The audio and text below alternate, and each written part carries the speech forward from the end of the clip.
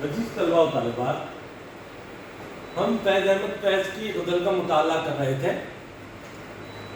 آئیے غزل کی تشریح و خلاصہ حاصل کریں.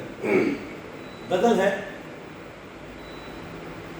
ہمت التجا نہیں باقی، ضبط کا حوصلہ نہیں باقی، ایک تیری دید چھن گئی مجھ سے، ورنہ دنیا میں کیا نہیں باقی. اپنی مشت ستم سے ہاتھ نہ کھینچ، میں نہیں یا وفا نہیں باقی. تیری چشم علم نواز کی خیر، دل میں کوئی گلہ نہیں باقی. ہو چکا ختم عہد ہجر و وصال، ہو چکا ختم عہد ہجر و وصال، زندگی میں کیا، زندگی میں مزہ نہیں باقی. عزیز طلباء و طالبات، فیض کی یہ غزل کا مطلع کا شعر ہے: ہمت التجا نہیں باقی، ضبط کا حوصلہ نہیں باقی. شاعر نے اس شعر میں کہا ہے کہ اب مجھ میں التجا کرنے کی، استدعا کرنے کی یا کچھ مانگنے کی، ہاتھ پھیلانے کی ہمت باقی نہیں رہی، ضبط کا حوصلہ نہیں باقی. اب میں کسی سے بھیک نہیں مانگ سکتا ہوں، کسی سے معافی نہیں مانگ سکتا ہوں، میرا ضبط بھی ٹوٹ چکا ہے. اب مجھ میں اتنی ہمت باقی ہی نہیں رہی، اب ضبط ہی نہیں رہا ہے.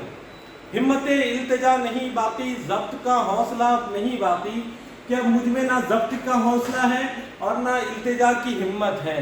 میں بالکل ٹوٹ چکا ہوں، میں بالکل ٹوٹ چکا ہوں. عزیز طلباء و طالبات، یہ کیفیت آدمی کی کب بنتی ہے؟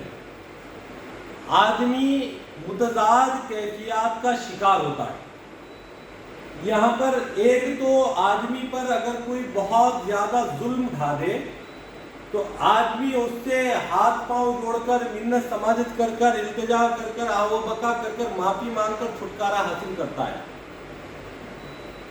جب آدمی اپنے ضبط کو بروئے کار لا کر جتنا برداشت ہوتا ہے برداشت کر لیتا ہے، اور جب ضبط کا بند ٹوٹ جاتا ہے تو اس کا ہو سکتا ہے کہ التجا کر دے یا پھر اس کا ریئیکشن دے دے. لیکن شاعر کی یہاں کیفیت کچھ الگ ہے. ایک کیفیت یہ بھی بنتی ہے کہ آدمی جب تک ضبط اور ہمت ہے، ضبط اور ہمت سے مصیبتوں کو، آلام کو، مظالم کو، مشکلوں کو، صعوبتوں کو جھیل لیتا ہے. لیکن جب ضبط ختم ہو جاتا ہے تو جو کچھ خوددار لوگ ہوتے ہیں، جن کی خود ہی زندہ ہوتی ہے، وہ ظالم کے سامنے مرنا پسند کرتے ہیں لیکن ہاتھ پھیلانا نہیں پسند کرتے. فیض انہی شخصیتوں میں سے تھا. فیض کہہ رہا ہے کہ ہمت التجا نہیں باقی، ضبط کا حوصلہ نہیں باقی.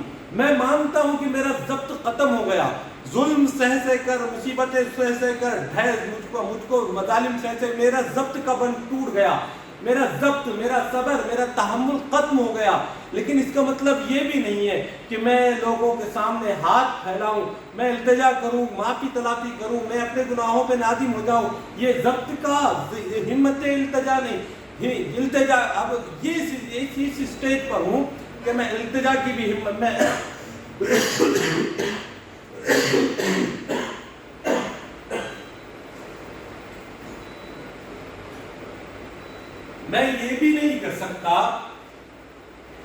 یہ بھی نہیں کر سکتا کہ لوگوں کے سامنے ہاتھ پھیلاؤں، معافی مانگوں.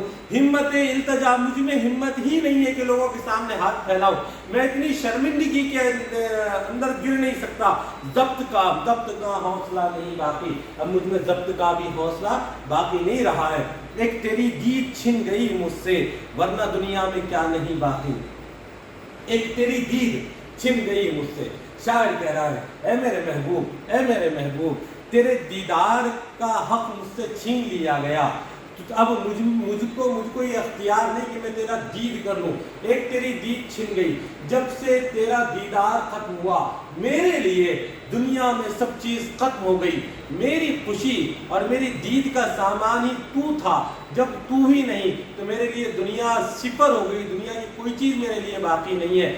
دنیا والوں ایک تیری دید چھن گئی مجھ سے، ورنہ دنیا میں کیا نہیں باقی۔ یعنی کہ دنیا میں بہت کچھ ہے، دیکھنے کے لائق بہت کچھ سی چیزیں ہیں، لیکن جب تیرا ہی دیدار نصیب نہ ہو تو یہ ساری چیزیں میرے لیے ہی، ایک تیری دید چھن گئی مجھ سے، ورنہ دنیا میں کیا نہیں باقی۔ کہ میرے محبوب تیرے دم سے ہماری دنیا تھی، ہم جب اپنی آنکھوں سے تجھے دیکھ لیتے تو یہ دنیا کی رونقیں دوبالا ہو جاتی، جب تیری ہی دید کا ہم سے اختیار چھین لیا گیا تو یہ دنیا کی چیزوں اور آسائش اور جو کچھ ہے ان سے ہمارا کوئی سروکار ہی نہیں۔ ایک تیری دید چھین گئی مجھ سے کہ تیرے دیدار کا اختیار چھین لیا گیا تو یہ ساری دنیا میرے لیے صفر ہو گئی۔ ایک تیری دید چھن گئی مجھ سے، ورنہ دنیا میں کیا نہیں باقی۔ کہ دنیا تو اپنی جگہ قائم ہے، دنیا کی رونقیں اپنی جگہ باقی ہیں، دنیا کی سارے عیش و آرام، دنیا کی ہر چیز جو اپنی جگہ ہے، لیکن یہ ساری چیزیں ہمارے لیے تیرے دم سے تھی، جب تو ہی نہیں تو یہ ساری ایک جب تیری دید ہی ہم کو نصیب نہ ہو، تیرا دیدار ہی ہم کو نصیب نہ ہو، تیری محبت ہی ہم کو نصیب نہ ہو تو یہ ساری چیزیں ہمارے لیے بے وقت اور بے معنی ہو جاتی ہیں۔ ایک تیری دید چھن گئی مجھ سے، ورنہ دنیا میں کیا نہیں باقی۔ اپنی مشت ستم سے ہاتھ نہ کھینچ، میں نہیں یا وفا نہیں باقی۔ کیا شعر ہے! اپنی مشت ستم سے ہاتھ ہے میرے محبوب، جو مجھ پر ظلم کر رہا تھا وہ ظلم کرتا رہے، ہاں اپنی مشت ستم سے ہاتھ نہ کھینچ، ستم ظلم، مشت کہتے ہیں پریکٹس کو، اپنی مشت ستم سے ہاتھ نہ کھینچ، میں نہیں یا وفا نہیں باقی۔ میں یہ سمجھتا ہوں اے میرے محبوب تم جو مجھ پر ظلم ڈھاتے ہو، میں اسی ظلم میں تمہاری وفائیں ڈھونڈ لیتا ہوں۔ اگر آپ ہاتھ روک لو گے تو میں سمجھوں گا کہ ایک تو فیض مر گیا یا آپ کی وفا ختم ہو گئی۔ میں اس لیے اپنی مشت ستم سے ہاتھ نہ کھینچ، میں نہیں یا وفا نہیں باقی۔ یہ ظلم تو جب ختم ہوگا یا تو ہمارے درمیان وفا ختم ہو جائے یا پھر میری موت ہو جائے۔ اپنی مشت ستم سے ہاتھ نہ کھینچ، تو کتنا ظلم مجھ پہ ڈھا سکتا ہے، تو مجھ پر کتنے مظالم ڈھا سکتا ہے، میں انہی مظالم سے یہ سمجھتا ہوں کہ تو مجھ سے وفا کرتا ہے۔ اپنی مشت ستم سے ہاتھ نہ کھینچ، میں نہیں یا وفا نہیں باقی۔ تیری چشم علم نواز کی خیر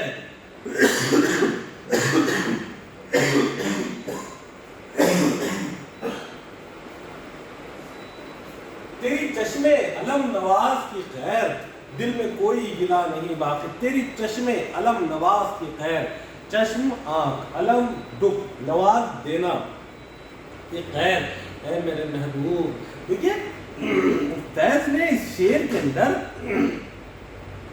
اپنی زندگی کی حقیقتوں کو پیش کیا۔ یہ شعر کو اگر فیض کی پوری زندگی یا فیض کی جو قید و بند کی زندگی ہے یا فیض کی جو صعوبتوں والی زندگی ہے اور حکومت کی طرف سے فیض پر جو مظالم ڈھائے گئے اور حکومت نے جو فیض کو زندہ میں ڈھکیلا، قید و بند کی زندگی گزاری، تو وہ جو فیض کی زندگی ہے اس کے حوالے سے فیض بڑا اچھا شعر کہہ رہے ہیں۔ تیری چشم علم نواز کی خیر، دل میں کوئی گلا نہیں باقی۔ اے میرے محبوب تو نے جتنے سارے مجھ پر ظلم ڈھائے ہیں وہ ظلم تیری اللہ عمر دراز کرے، میرے دل میں تیرے لیے کوئی گلا باقی نہیں ہے۔ ساتھیوں طلباء و طالبات، یہ کیفیت آدمی کی کب بنتی ہے؟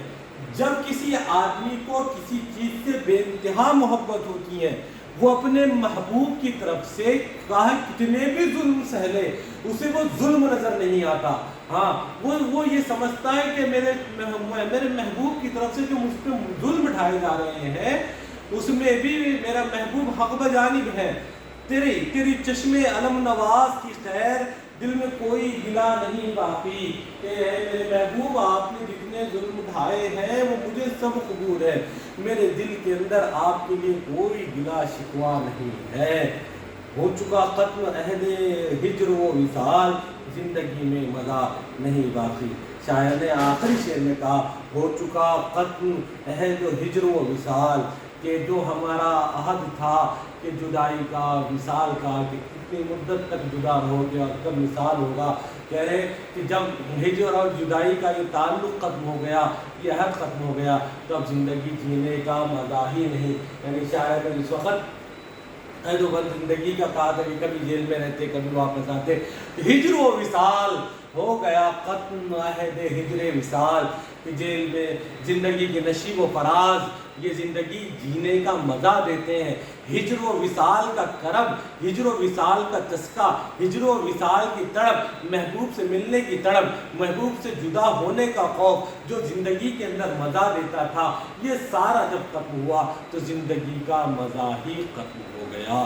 اس طریقے سے اس غزل کے اندر شاعر نے بہت ہی خوبصورتی سے اپنی زندگی کے پرتوں کو بھی پیش کیا، عشق اور محبت کے پیرائے میں زندگی کی حقیقتوں کو بیان کی. ہمت التجا نہیں باقی، ضبط کا حوصلہ نہیں باقی. کہ شاید اس مقام پر پہنچا ہے، اب مایوس ہو گیا، اس کے اندر التجا کی بھی امید نہیں رہی. ہاں اپنے محبوب کی طرف سے کوئی کیا کہتے ہیں داد و دہش کی بھی امید نہیں رہی، ہمت التجا نہیں رہی باقی. اپنے محبوب کی طرف سے بھی ہمت ٹوٹ چکی، ضبط و حوصلہ خود کی بھی ہمت شاعر کی ٹوٹ چکی ہے. ایک تیری دید چھن گئی مجھ سے ورنہ دنیا میں کیا نہیں باقی. شاعر کہہ رہا ہے کہ ایک تیری دید چھن گئی تو میرے لیے سب کچھ اس دنیا سے ختم ہو گیا. ابھی دنیا میں جو کچھ ہے میرے لیے کوئی اہمیت نہیں رکھتا. اپنی مشق ستم سے ہاتھ نہ کھینچ، میں نہیں یا وفا نہیں باقی. کہ اپنے مشق ستم جو ستم اور ظلم مجھ سے ڈھا رہا ہے مجھ پہ ڈھاتا جا، ہاتھ نہ کھینچ ورنہ مجھے معلوم ہوگا یا تو میں مر گیا یا ہماری وفا مر گئی. تیری چشم علم نواز کی خیر دل میں کوئی گلا نہیں باقی. کہ آپ نے جتنے ظلم کیے وہ ظلم مجھے سب قبول ہے، آپ کی طرف سے میرے اندر کوئی گلا اور کوئی شکوہ باقی نہیں ہو چکا. ختم عہد و ہجر و وصال، زندگی میں مزہ نہیں باقی. کہ آگے جو ہجر و وصال کا جو ہاتھ تھا وہ ختم ہو گیا، اس لیے زندگی کا سارا مزہ بھی ختم ہو گیا. عزیز طلباء و طالبات، فیض احمد فیض کی شاعری، فیض احمد فیض کی لفظیات اور فیض احمد فیض کی خوبصورت غزل کا ہم نے مطالعہ کیا.